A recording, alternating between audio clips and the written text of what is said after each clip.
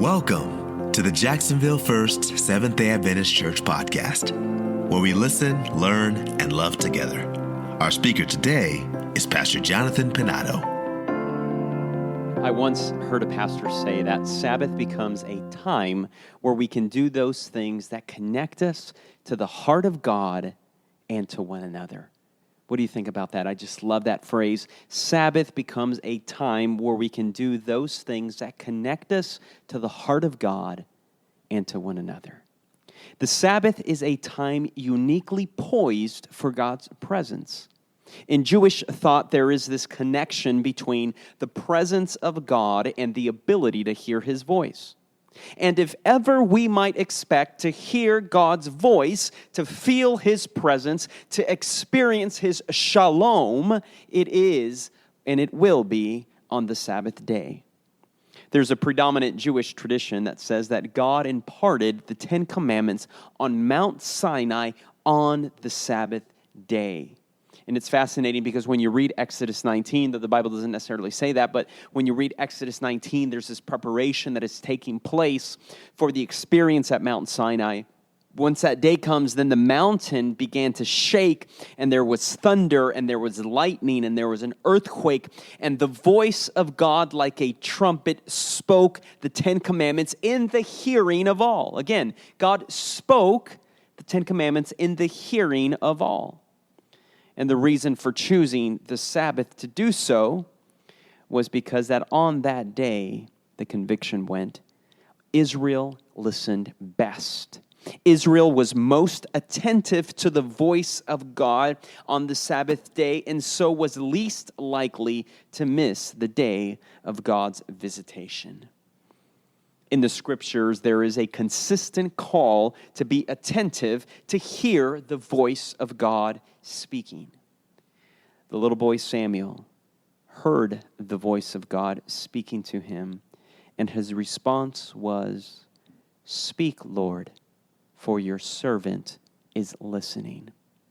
When Elijah is confronted by God in the wilderness, the Bible describes that there was a strong wind that came by, but the Bible says, but God was not in the wind. And then there was a strong earthquake, but then the Bible says God was not in the earthquake. And then there was a fire, but God was not in the fire. And then there was a still, small voice.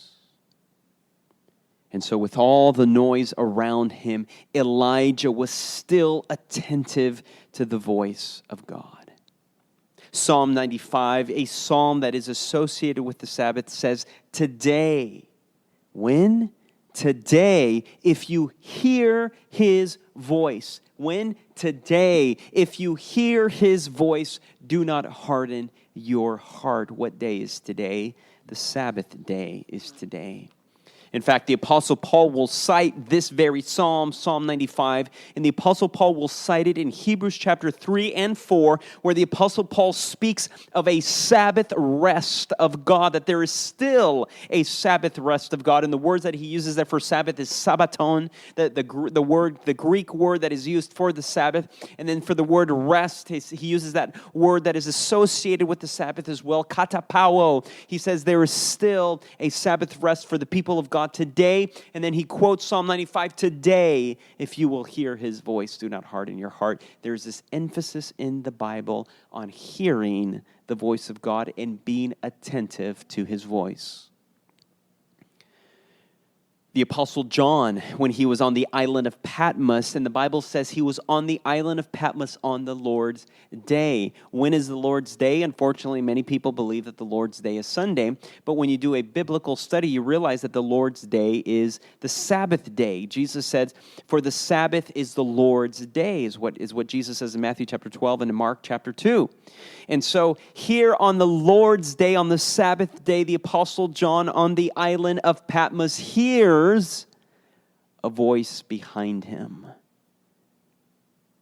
And then he writes the book of Revelation. The book of Revelation is revealed to him. It is Jesus who is speaking to him, who is giving him this revelation on the Sabbath day. And then throughout the book of Revelation, he will write, he who has an ear to hear, let him hear what the Spirit says to the churches. We are to treat Sabbath with an extra measure of reverence. We are to live in it with a higher degree of attentiveness to God's voice.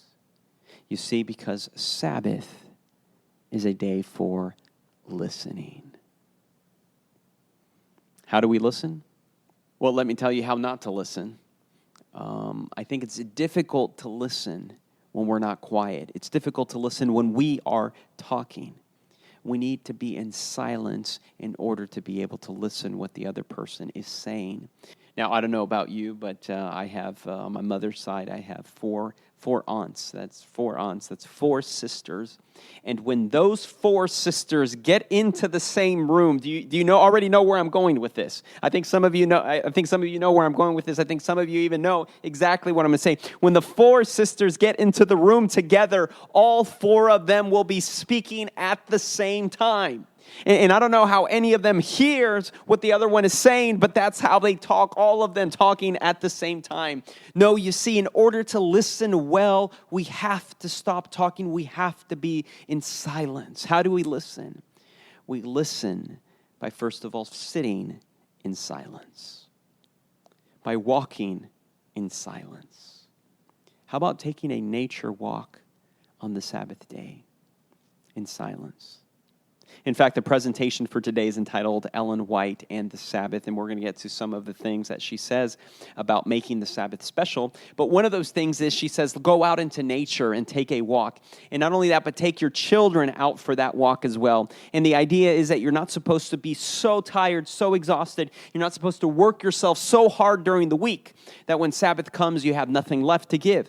But rather, you save yourself for the Sabbath. And so on Sabbath, you can go out on a nature walk. You can immerse yourself in the creation. And then she says, as you're immersed in creation, you can tell the children to speak of God as the creator and to point to the trees, to point to the leaves, to point to the grass, to point to the birds, to point to everything that is out there in nature, and to speak of God to your children as the creator, as a person who is an incredible engineer, an incredible scientist, incredibly knowledgeable, all-knowing and all-powerful, who created all these things because he is love, and all the things that he created for us are because he wants nothing but good for us. And she says to instill in your children by these object lessons a love and a devotion and a dedication to God. Sabbath is for listening. We listen by sitting in silence. We can listen by taking walks in silence. We can listen by creating a space for silence. We can listen by reading. We can listen by doing Bible study. We can listen by praying. And what I mean by praying is not those prayers where we're constantly speaking in our prayers, but those prayers where we actually remain in silence and we quiet our minds and we allow God to speak to us. This is important, creating a space, being intentional about creating a space for silence, because Sabbath is for listening. Not only Bible study, reading, praying, but also spending time in meditation and in reflection. And as you spend time in meditation and reflection, how about you journal your thoughts? Journal what comes to your mind, what comes to your heart, how God, the impressions of His Holy Spirit upon you. And as you're there in reflection and in silent meditation, how about you ask yourselves these following questions? Where did I feel most alive, most hopeful, most in the presence of God? And where did I feel most dead, most despairing, farthest from God? What fulfilled me and what left me forsaken? Where did I taste consolation and where did I taste bitter desolation? You know, what we're talking about here are ancient practices that help connect us to the... What we're talking about here are ancient practices: praying, reading, Bible study, meditation, reflection, all these kinds of things, nature walks and silence. These are all ancient practices that what they do, they are tools to help connect us with the heart of God and to one another. So let's be intentional about making Sabbath a special day. Now, what does Ellen White have to say about making the Sabbath a special day? And I'm going to have a slide coming up here that's entitled Ellen White Says. And that's just a quirky aspect of being a Seventh-day Adventist. And when you're a Seventh-day Adventist, you hear Ellen White says, Ellen White says, Ellen White says. And I think, we need to be careful with that, but at the same time, we need to embrace it, and it's who we are. I was speaking with a pastor who's pastoring out in Germany, and he was sharing his experience about how over there in Germany, church members during the Sabbath service will not quote Ellen White, but they will quote Martin Luther. That's right, Martin Luther, the Protestant reformer. Because Martin Luther in Germany stands as such a tall, important, prominent historical figure, not just in the country, but also in the Protestant faith, in the Christian world, that who they quote is Martin Luther. Isn't that interesting?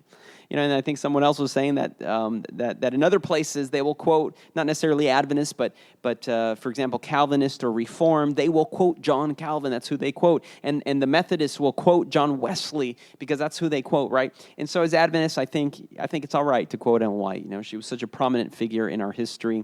We probably need to be balanced with that, but at the same time, just embrace it. It is what it is. And so there are certain things that Ellen White says about how we can make Sabbath special, and we want to look at those right now.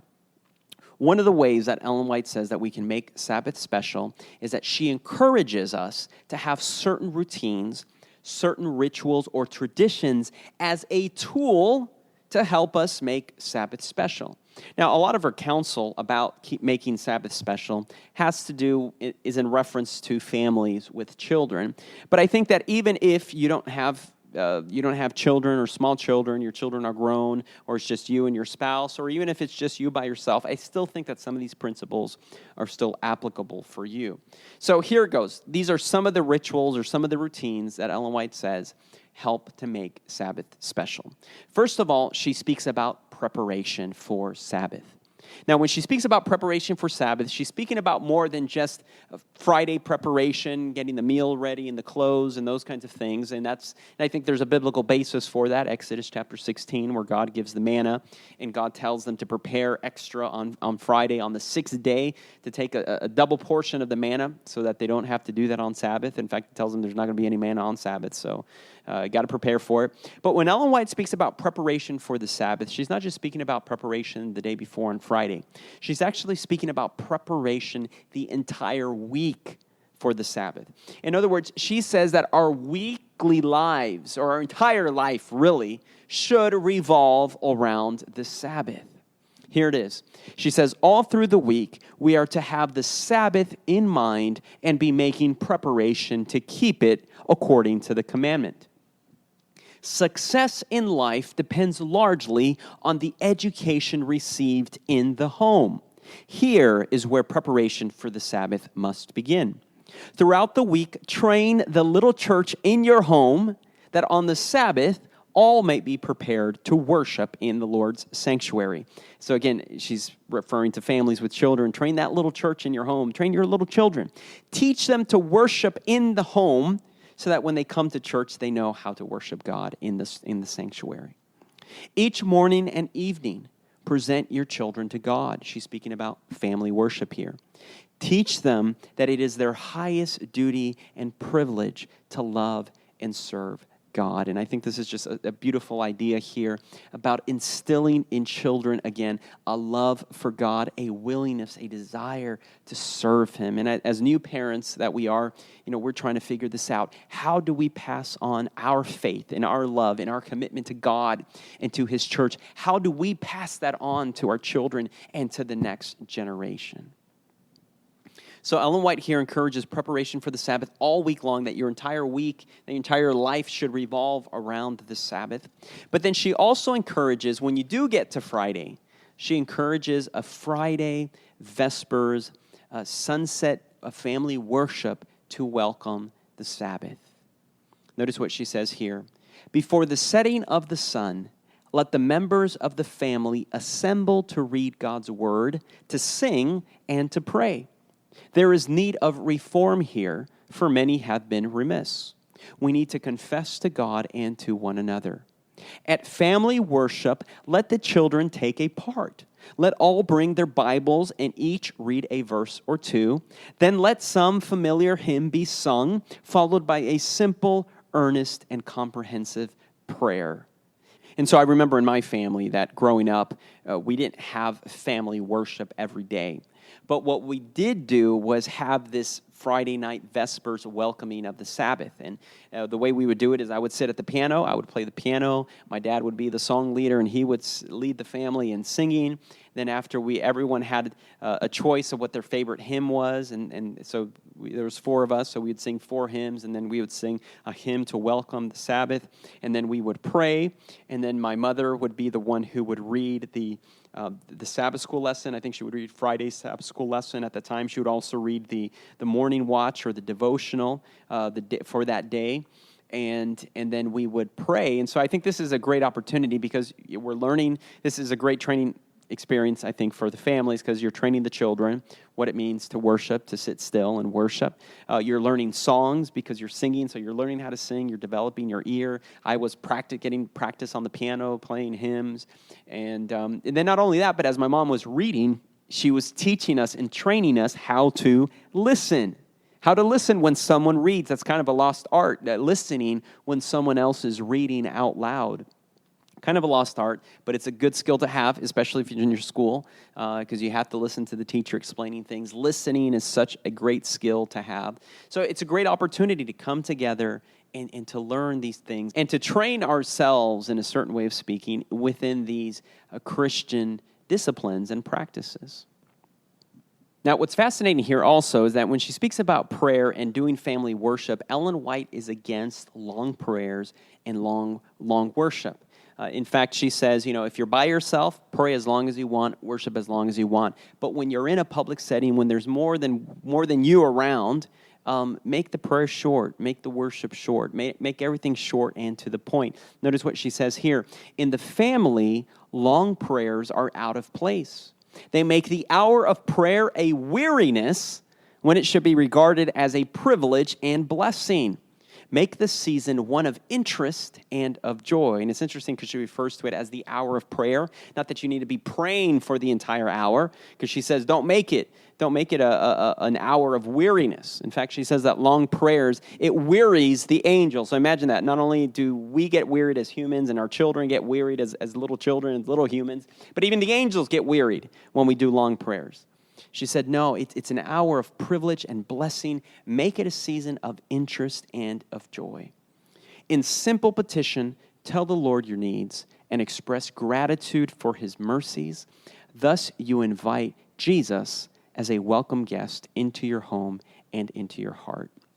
And so we're going to speak a little bit more here about other things that Ellen White says about how we can make Sabbath special. But from all the things that we're going to talk about today, if you can just take one thing away from this presentation, it's a desire and a commitment to be intentional about welcoming the Sabbath as a family. Friday evenings, get the family together, whether it's just you or your spouse or with your children.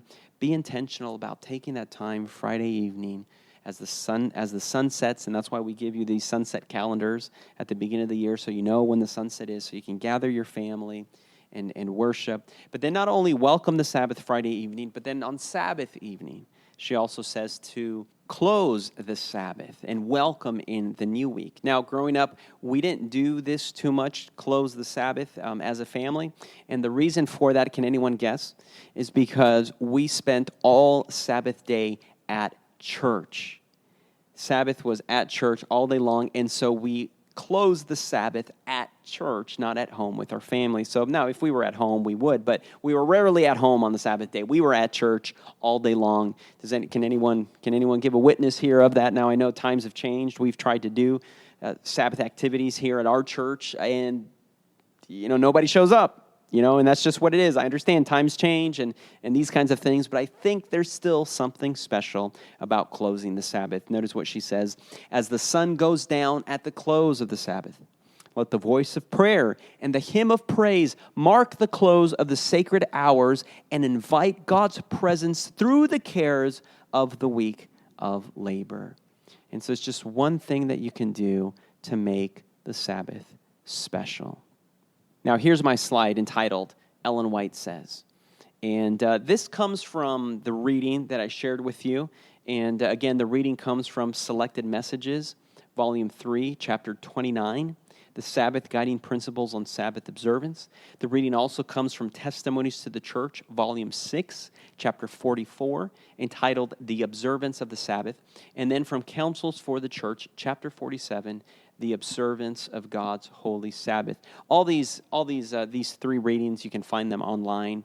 Her writings are online. You can do that if you don't have the books, and I encourage you to do that. And so this slide here that is entitled Ellen White Says is just kind of a summary of the different things that she says about Sabbath. So first of all, Ellen White talks about attending school on Sabbath, and you know what she says about that? All right, well, I'm going to encourage you to do your reading on that one. Ellen White also talks about playing ball on the Sabbath, and you know what she says about playing ball on the Sabbath? All right, I'm going to encourage you to do your reading and find out for yourself. Ellen White also talks about swimming on Sabbath. And you know what she says about that? Well, again, I'm going to encourage you to do your reading and find out for yourself. Ellen White will also talk about sleeping on the Sabbath. And I'm just going to give you a little bit about what she says about that, right? She says that we should not exhaust ourselves so much during the week that when the Sabbath comes, even though it is a day for rest, right? Even though Sabbath is a day for rest, we shouldn't be so exhausted that when the Sabbath comes, we just sleep the entire day away. We're just exhausted and we just crash on the Sabbath day, right? All right. Now, on the other hand, it's not like sleeping is a bad thing, because in Selected Messages, Volume 3, there's this list of activities that she would do on the Sabbath, different activities. And on one of those journal entries, she writes, it was a Sabbath day, and after church, we took a nap.